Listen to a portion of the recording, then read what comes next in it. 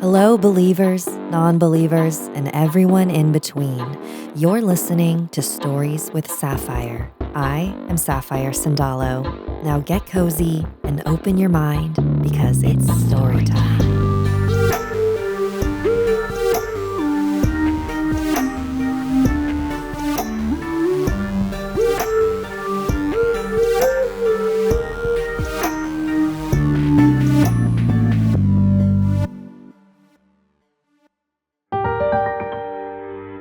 The Bangka, submitted by Lester. This happened many years ago when I was 6 years old. My parents are Singaporean Filipinos who were born and raised in the Philippines. For a short time, they lived with my maternal grandparents in Cebu in the family's ancestral luxury beach house. When my parents were offered high-paying jobs in Singapore, they were more than happy to migrate. My grandparents, however, chose to remain in their ancestral family home in Cebu, though they kept in close contact. After they settled down in Singapore, I was born the following year. My grandparents flew over twice a year to visit, and I still remember my grandfather smiling on my 3rd birthday and saying how much I looked like him at that age. After a delay due to the demands of work, my parents agreed to my grandparents' request to visit them in December. I was beyond excited. This would be my very first time overseas and on an airplane. In Cebu, my grandparents were so ecstatic about our visit that they waited overnight for our flight to land at Mactan Cebu International Airport. When we finally came through the gates, they rushed over to scoop me up, and their faces proved they were overjoyed and missed me dearly. As their chauffeur drove us from the airport to the beach house, located in the barangay of Luyang in Carmen, I couldn't contain my excitement as I watched the colorful jeepneys and passing scenery. We were about to spend 3 weeks in the province, and my grandparents had planned every detail of our visit. That morning, after unpacking and catching up, my grandparents spent time showing me around the house, playing luksong lubid, a traditional Filipino jump rope game, and unveiling a family heirloom, an early 1950s dark gray car once owned by my great-grandparents. When I climbed into the back seat for a photo, my grandfather's smile faltered. Visibly upset, he excused himself abruptly. My grandmother shook her head and shrugged her shoulders before taking photos of me with her camera. Meanwhile, my parents were assigned household errands. One task was to clean out a shed that hadn't been opened for who knows how long and sort its contents for the scrapyard. When my dad cut the rusty lock and my mom pulled open the doors, they found piles of rusty tools, fishing equipment, and antiquated household gadgets like a box iron lying atop of a broken washing machine. But hidden among the clutter lay something unexpected. An ancient hand-carved wooden bangka, a traditional Filipino outrigger canoe with its bright blue paint peeling away like fish scales. Its bamboo outriggers were still fully intact despite years of neglect. My dad was eager to try it out, so my mom went to seek permission from my grandfather, who had retreated to his bedroom. At first confused, my grandfather froze when he saw the bangka, admitting he had forgotten about it ever since it was locked away. When asked for permission to take it for a spin, he vehemently refused. He never gave much detail, just kept repeating, "It's too risky, it's too risky." "But the water should be calm tonight," I insisted. "Even if we somehow fall over, we can all swim."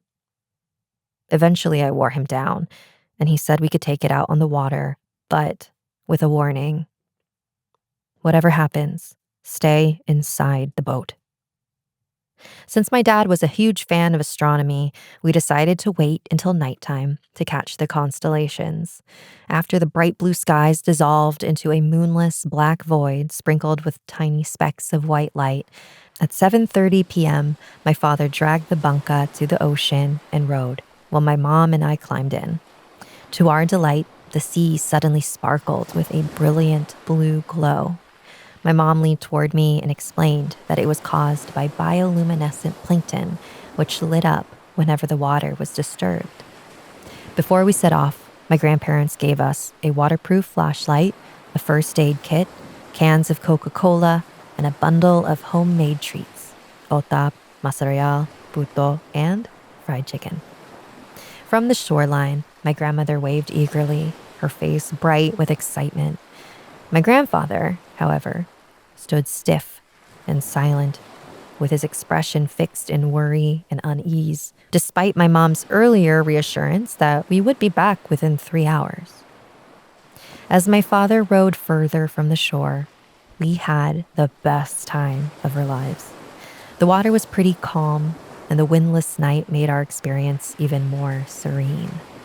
The ocean continued to proudly display its dazzling blue light, contrasting beautifully with the breathtaking night sky strewn with stars, which resembled those beautiful photos found in a National Geographic magazine. As my dad snapped photos of the scenery, my mom and I peered over the edge of the Bangka, and my 6-year-old mind was mesmerized by the glow as I munched on fried chicken from a plastic bag. My mom laughed. "It looks like magic, doesn't it? Like that scene out of Moana." I nodded, unable to look away. As I continued to stare, my eyes captured a shape slowly emerging from the depths, directly below me. My mom noticed it and cautioned me. "Move back, it might be a flying fish leaping out. You wouldn't want to get kissed by one, would you?" But it wasn't a fish, but my own face, looking back at me from just beneath the surface. Confused, I looked up at the sky. It was definitely a moonless night. How could there be a reflection when there was no moonlight? As the glow of the sea flickered, my confusion deepened when I noticed that my mom had no reflection. I leaned in for a closer look. My eyes widened. While my reflection had my face, its clothes were radically different. I was wearing a modern red shirt, but it wore a plain white button-up shirt from another era. It also wasn't holding the fried chicken I had just been munching.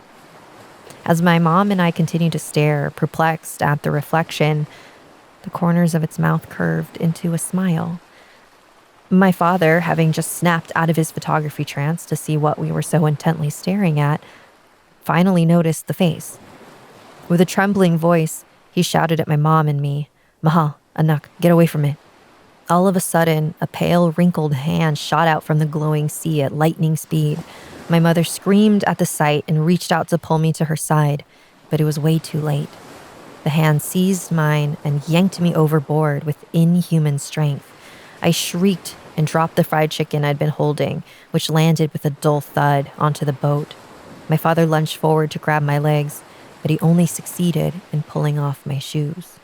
With a loud splash, I plunged into the water, and the beautiful, glowing blue Camotes Sea transitioned into an endless, pitch-black void. The last things I heard were my parents' faint cries as I was dragged below. As the hand pulled me deeper and deeper, I twisted, turned, and struggled, but its grip was unbreakable, as if it were trying to crush out all the air in my hand. Seawater gushed towards me and stung my eyes as I rapidly plunged downward. Desperate, I furiously clawed blindly in the darkness with my free hand until, miraculously, I struck the right spot. After more frantic clawing, the hand finally released me. Relieved, I seized my chance and swam up towards the surface. As I fought upward, an adolescent, tearful male voice echoed from the depths. "Kalabao, where are you going?" I had no idea what nonsense that creature was spouting, and I had no intention of sticking around to find out. The voice echoed again, louder and desperate. "Kalabao, don't you miss me?" Ignoring it, I focused all my energy on escaping the endless black void, with my mind only thinking of my parents waiting at the surface. After swimming a few yards, I noticed a bright, glaring white light quickly descending from above. At first, it blinded me, but as it drew closer, I realized it was the waterproof flashlight in my mom's hand. Her face lit up with relief as she seized my right hand, and together we kicked upward toward the surface. Just as we neared it, sorrowful bawling echoed from the dark depths below. When we resurfaced, my dad quickly lifted me into the Bangka before helping my mom aboard. Back on board, I gasped for air as my mom wrapped me in a tight embrace. After a rapid check to ensure we were okay, my father wasted no time rowing us back to shore. The boat surged forward like it was being paddled by an Olympic racer, but it was not a race for glory, only a desperate race to escape. Before long, the comforting sight of the beach and its row of houses came into view. My grandparents rushed out to greet us, but their welcoming smiles quickly twisted into looks of horror when they saw my mom and me drenched in seawater, my right hand throbbing. An hour later, after a hot shower over some turon and cups of chocolate, we recounted the ordeal in the living room. My mom held me tightly on her lap, unwilling to let me go. As I narrated what happened, my grandfather buried his face in his wrinkled hands, lost in thought. His silence felt heavier than what I told him. When I was done, he raised his head and revealed the secret he said he initially hoped to take to the grave. As you may already know, you looked exactly like me when I was your age. But what I never told anyone is that I also had an identical brother. We were very close, inseparable. He would always call me Kalabao because he said I was the stronger one, with the strength of a buffalo. Some of my best memories with him were playing games like Luksong Lubid in elementary school and those fun hand games in the back seat of the family car during outings. We did everything together. That Bangka your parents found, we built it by hand with your great-grandfather. My brother picked the color blue because it was his favorite. When the Bangka was finished, our father would use it to take us fishing every weekend. He paused for a moment as tears welled up in his eyes, and my grandmother reached out to gently lay her hand on his shoulder. On our last trip in 1956, our father took us out on the Bangka to see the glowing blue lights up close. I remembered how happy we were and how my mother had prepared fried chicken for us as snacks. But when we were out in the ocean, a sudden, violent storm hit. The Bangka, it capsized and tossed everyone overboard. Our father could only save one of us. He paused for a moment to wipe his eyes. And you just confirmed my biggest fear, that he's still down there, wondering why I don't want to play with him anymore.